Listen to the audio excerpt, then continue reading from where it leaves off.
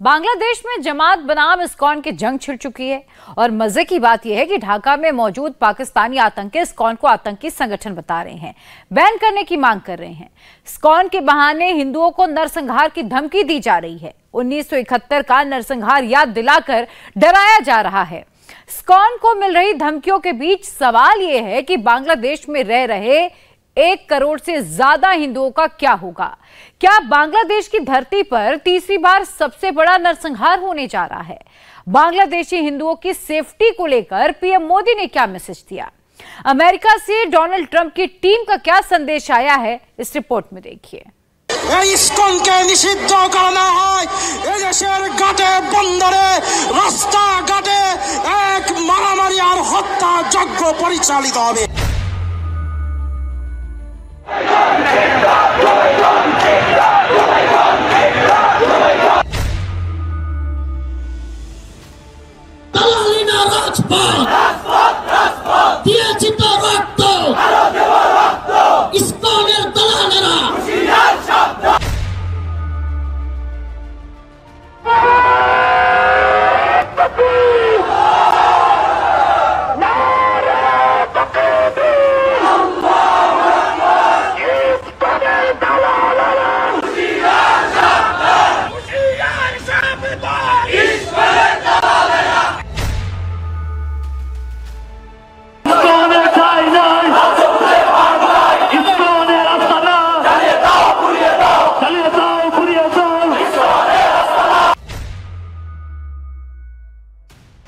क्या बांग्लादेश में 1971 से भी बड़ा हिंदुओं का नरसंहार होने वाला है? क्या बांग्लादेश की धरती पर 1 करोड़ 31 लाख हिंदुओं का कत्ल कर दिया जाएगा? क्या जमाती और आतंकी एक एक बांग्लादेशी हिंदू को मार डालेंगे? बांग्लादेशेर एक विशेष क्रांति समय আমরা গোপাষ্টমী উদযাপন করছি। আমাদের পক্ষে সেই রকম স্বাভাবিক স্থিতি এবং আনন্দ নেই। हिंदू अफगानिस्तान से भागे, पाकिस्तान से भागे, कश्मीर से भागे, अब बांग्लादेश से भी भाग चुके हैं और जो बचे हुए हैं उनका पता नहीं भविष्य क्या है। ऐसा कहीं ना हो जाए कि हिंदुओं के लिए कोई देश ही ना बचे। देश तो छोड़िए, कोई राज्य ही ना बचे। राज्य तो छोड़िए, हो सकता कोई गांव भी ना बचे। बांग्लादेश का यही सच है। वहां मौजूद हर हिंदू की जान खतरे में है। जमाते इस्लामी शिविर के कट्टरपंथी हिजबत उत तहरीर के आतंकियों की फौज खुलकर उतर चुकी है। सबसे ज्यादा निशाने पर इस्कॉन के भक्त और मंदिर हैं। बांग्लादेश की सड़कों पर हर दिन जमाते इस्लामी के कट्टरपंथी आतंकी उतर रहे हैं, खुलेआम हिंदुओं को धमका रहे हैं। इस्कॉन बैन ना करने पर नरसंहार की धमकियां दी जा रही हैं। प्यारे हाजिरीन, যদি এই সন্ত্রাসী সংগঠন ইসকনকে নিষিদ্ধ করা না হয় তাহলে সেই দিন বেশি দূরে নয়। অতীতে আমরা যেমনি ভাবে একটি জালেম সরকারের, একটি ফ্যাসিস্ট সরকারের পদতলে এদেশের জনগণ বঞ্চিত হয়েছে, এদেশের জনগণ জনমের শিকার হয়েছে, সেই দিন বেশি দূরে নয় যেই দিন যদি এই ইসকনকে নিষিদ্ধ করা না হয় এদেশের ঘাটে বন্দরে রাস্তাঘাটে এক মারামারি আর হত্যা যজ্ঞ পরিচালিত হবে, ঠিক কিনা প্রিয় হাজিরিন?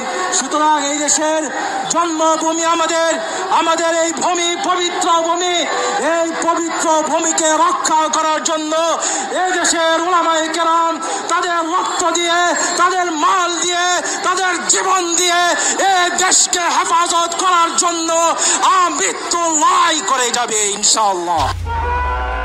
हिंदू और इस्कॉन के खिलाफ नफरत का ये एक सैंपल भर है। बांग्लादेश के किसी भी शहर में चले जाइए, हिंदुओं के खिलाफ नफरत का यही शोर सुनाई देगा। मौलाना लाउड स्पीकर पर चीख कर हिंदुओं के कत्ल की धमकी दे रहे हैं। इस्कॉन को जलाने का ऐलान किया जा रहा है।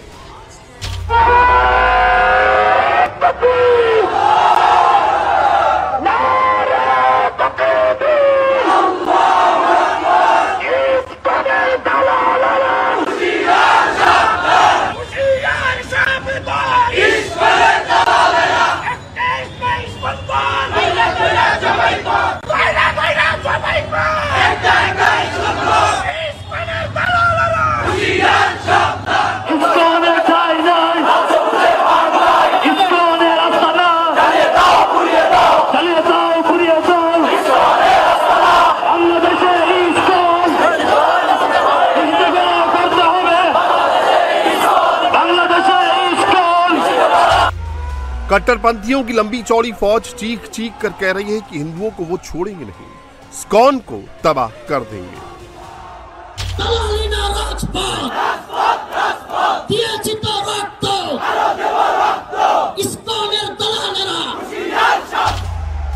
धमकी देने वालों में कट्टरपंथी मौलाना और आतंकी ही शामिल नहीं है।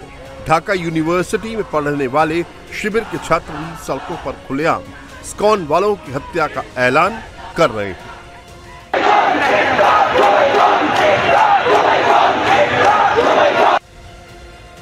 मौलानाओं के इन प्रदर्शनों में खुलेआम आतंकी झंडे लहराए जा रहे हैं। खुलकर बताया जा रहा है कि मौलानाओं के नकाब के पीछे छिपा हुआ चेहरा कौन कौन है। हिंदुओं और इस्कॉन को धमकी देने वालों में कट्टरपंथी संगठन जमाते इस्लामी, बीएनपी की स्टूडेंट विंग शिविर, आतंकी संगठन हिज्ब उत तहरीर, हिफाजते इस्लाम शामिल है। ये लोग इस्कॉन को आतंकी संगठन कह रहे हैं। बांग्लादेश में इसे बैन करने की मांग की जा रही है। 8 नवंबर को भी ऐसी ही रैली निकाली गई थी। इसमें इस्कॉन का नाम लेने भर पर ही हिंदुओं को चमड़ी उधेड़ देने तक की धमकी दी गई।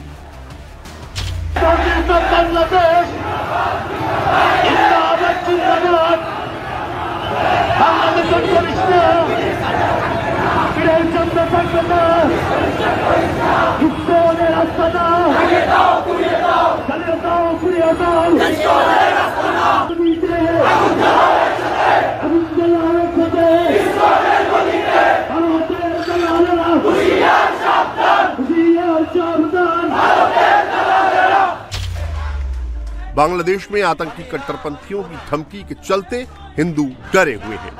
भक्तों ने मंदिर तक जाना छोड़ दिया है। हर हिंदू को ये डर सताता रहता है कि कब उस पर हमला हो जाए, क्योंकि हिंदू के लिए हालात बहुत बिगड़ चुके हैं। हिंदू डर और आतंक के साए में जी रहे हैं। हिंदुओं के खिलाफ झूठे मुकदमे दर्ज किए जा रहे हैं। हिंदुओं को जबरन धर्म परिवर्तन के लिए मजबूर किया जा रहा है। বাংলাদেশের একটি বিশেষ ক্রান্তি সময়ে আমরা গোপাষ্টমী উদযাপন করছি। আমাদের পক্ষে সেই রকম স্বাভাবিক স্থিতি এবং আনন্দ নেই। আমাদের অনেক পরিবারে দেশে এবং বিশেষত চট্টগ্রামে অনেক পরিবারে ভয়, আতঙ্ক, উদ্বেগ, উৎকণ্ঠা, পরিজনের নির্মম নির্যাতন সহ্য করে বর্তমান স্থিতিকে অতিক্রম করতে হচ্ছে, যেটি আমাদের জন্য অত্যন্ত ব্যঞ্জনাদায়ী। এবং এই পরিস্থিতি মোকদ্দমা হয়রানিতে ভুগছে, তাদের হৃদয়েও তো ভগবান আছেন। তো সুতরাং তাদের পাশে দাঁড়ানো এবং তাদের আত্মপ্রত্যয়ী মনোবলকে সঞ্চার করা। আপনারা অনেকে শুনে আতঙ্কিত হবেন, দেশের মৌলিক অধিকারের ন্যূনতম প্রয়োগ হচ্ছে না। জেলখানার মধ্যে 2 দিন 3 দিন অতিবাহিত হয়েছে, তাদের ন্যূনতম চিকিৎসা সুবিধা প্রদান করা হচ্ছে না। কিছু অংশের উদাসীনতা জনজীবনে উদ্বেগ বাড়াচ্ছে।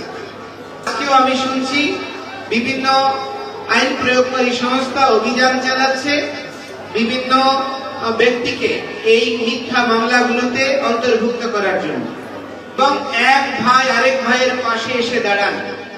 ভগবান শ্রী চৈতন্য মহাপ্রভু বলেছেন, সংখ্যা হব আমাদেরকে কেউ রুখতে পারবে না। बांग्लादेश में मौजूद 1 करोड़ 31 लाख हिंदुओं की जान संकट में है। ये बात पूरी दुनिया को पता है।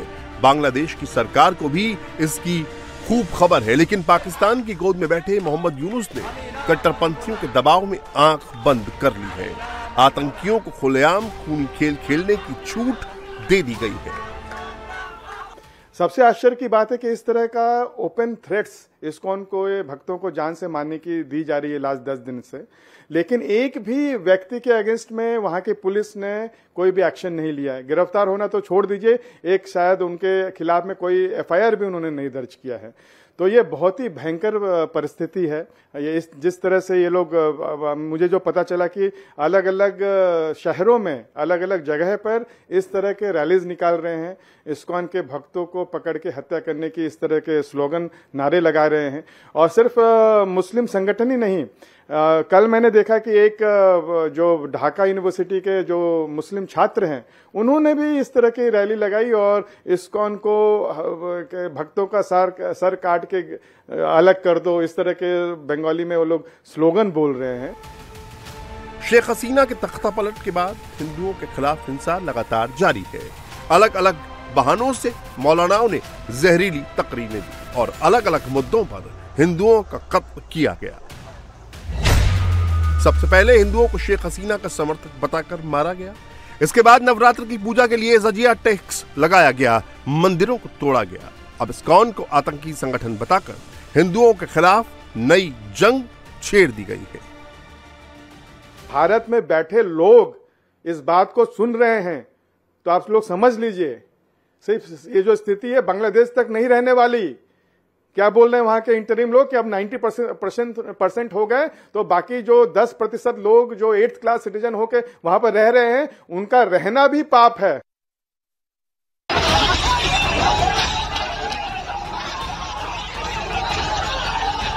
बांग्लादेश में हिंदुओं के खिलाफ हिंसा के बहाने कैसे ढूंढे जाते हैं?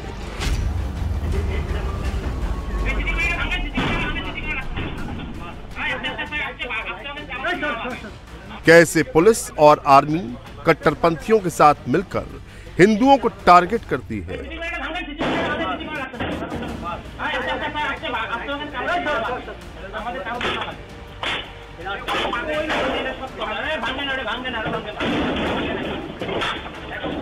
कैसे इस्कॉन को बैन करने की मांग का ग्राउंड तैयार किया गया, ये समझ लीजिए।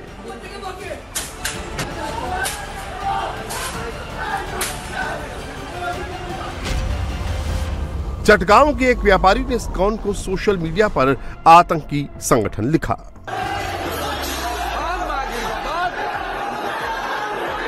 इस्कॉन को आतंकी संगठन कहने से गुस्साए हिंदू 5 नवंबर को व्यापारी के घर पर शांतिपूर्ण प्रदर्शन के लिए पहुंचे थे, लेकिन तभी कट्टरपंथियों की भीड़ ने उन पर हमला बोल दिया।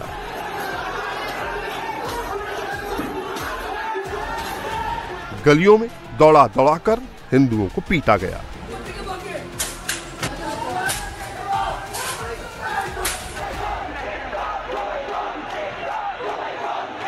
हिंदुओं ने इसके बाद जहां भी प्रदर्शन किया, पुलिस ने उन्हें दौड़ा दौड़ा कर पीटा और मौलानाओं ने इस्कॉन को आतंकी संगठन कहना शुरू कर दिया।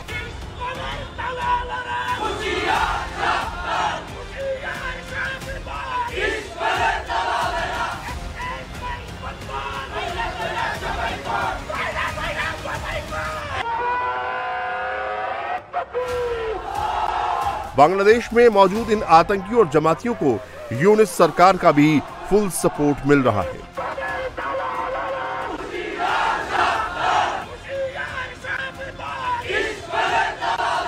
कट्टरपंथियों के दबाव में बांग्लादेश को इस्लामिक मुल्क बनाने पर काम जोर शोर से चल रहा है। कट्टरपंथियों को खून खराबे का लाइसेंस दे दिया गया है। बांग्लादेश के अटॉर्नी जनरल मोहम्मद असदुज्जमा ने संविधान से सेकुलर शब्द हटाने की मांग की है। उन्होंने इसके पीछे बांग्लादेश की 90% आबादी मुस्लिम होने का लॉजिक दिया है। मुजीबुर रहमान का राष्ट्रपिता का दर्जा हटाने की भी मांग की गई है।